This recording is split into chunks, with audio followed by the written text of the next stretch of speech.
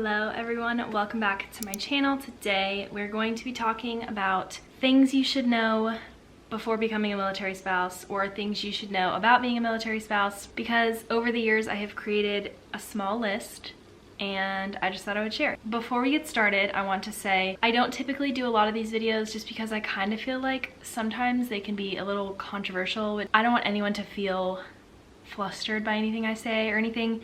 So if you disagree, I am so sorry, but this is how my experience has gone and this is what I would share with someone if they were becoming a new military spouse. So if you have anything else to add, or you want to share something that you feel like no one talks about, add it in the comments down below and I will make sure it gets pinned or highlighted so we can discuss. So to be honest with you, it's quite a long list, so I'm just gonna try and go fast. First, before you get into this, what does the rest of your service member's career look like? Just get an idea, because a lot of people have different thoughts on being in the military. There's a select group that is I'm doing one contract and I'm done. There's a select group that's, I'm gonna do one contract and I think I'm gonna be done, but I'm not 100% sure. There's a select group that is, I will be in for 20 years. So just clarify that before you get started. It is important to know. I know it's not obviously something that's set in stone, but it's good to get an idea of how long you're gonna be doing all of this. The second, and probably the most important thing, I will probably talk about this 6 times throughout this video, but it is so important to just be flexible, to learn to go with the flow. I am a Virgo, I am very type A, I am planned out everything. I have Excel sheets for days for stuff and notes for days.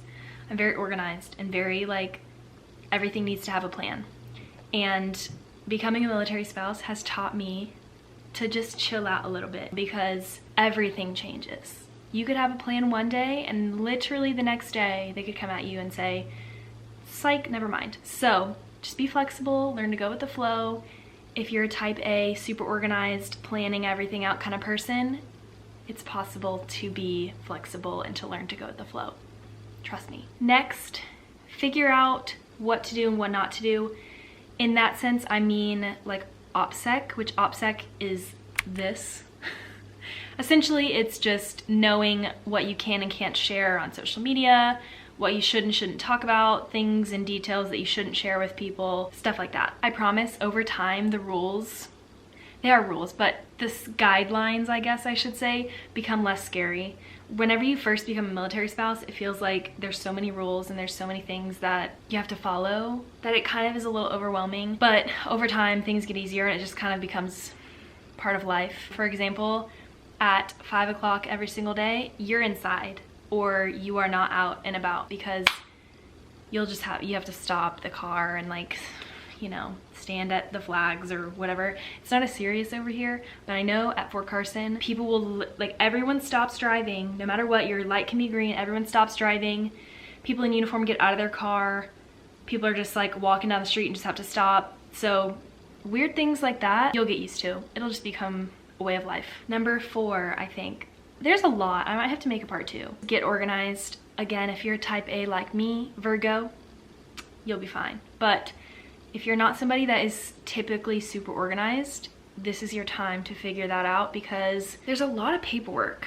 A lot of files to keep track of, IDs, all kinds of stuff. So do your best, try and get organized. If you're already an organized, super organized person, it might not be that difficult, but if you're not, this might be a time to kind of really work hard for it. Don't lose your ID.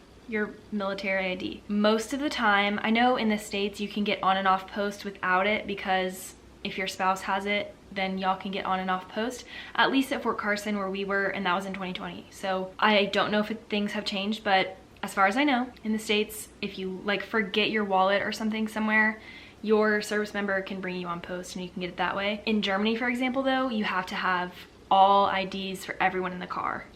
Don't lose your ID. At the commissary you can't check out, at the PX you can't check out. There's a whole list of things that you need your military ID for. So if you have to get a little thing on the back of your phone to put it there, I've done that. I had a wallet that was I don't know, it's on a wristlet and it was really small. Something I took with me everywhere. Now I just keep it in my purse and try my best to keep it with me all the time. But there have been times when I've left it still. It's just try your best to not lose your ID. It's very important.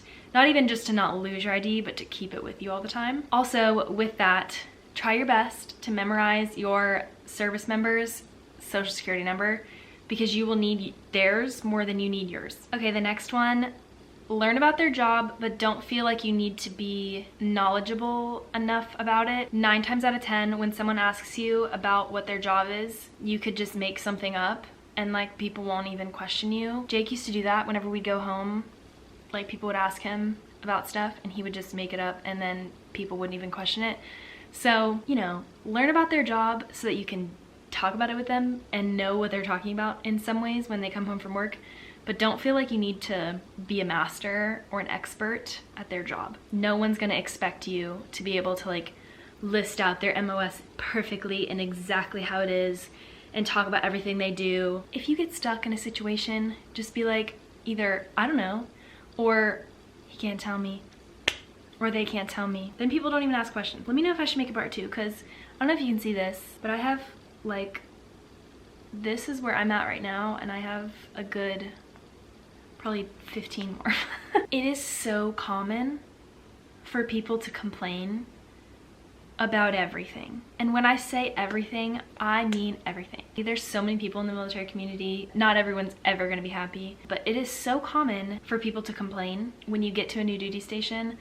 A lot of people, I don't know why, but a lot of people will try to like downplay the duty station, talk about how horrible it is, almost to like warn you, but take everything with a grain of salt. A lot of people when we first got here to Germany were like, we hate it here. It is the worst. We want to move so bad. And I have had the best time of my life here. It has been fantastic, amazing, awesome, perfect. I love it here. Know that, you know, everyone's gonna complain about everything, just to feel like that's like starting a conversation. Take it with a grain of salt and make it your own experience. Every post that you go to is wildly different. Don't let people's complaints scare you from liking the place that you want to be. I'm going to end on a positive note, but again, I have probably 10 more that I could share, so let me know if I should do a part 2. But enjoy the ride. Enjoy the ride. You will likely get to live in places that you would have never gotten to live before. Enjoy all of your new experiences and opportunities. Some of it is scary, and most of it is the best time of your life. It has been amazing, and I know a lot of people will not say that. A lot of people are not huge fans of being military spouses, but I'm here to tell you that you will experience things and see things and do things that you would have not gotten to experience any other way. So take advantage of that. Enjoy the ride. That's all I'm going to share for today. I know this video is hopefully kind of short when I edit it, but let me know again if you want a part 2. I am happy to do that for you guys. And let me know what you think military spouses should know down in the comments below. Let me know where you're at in your career as a military spouse. It's not a career, but you know what I'm saying. And let's chat in the comments. I hope you enjoyed this video. Don't forget to click that subscribe button down below, and I will see you guys in my next video. Bye.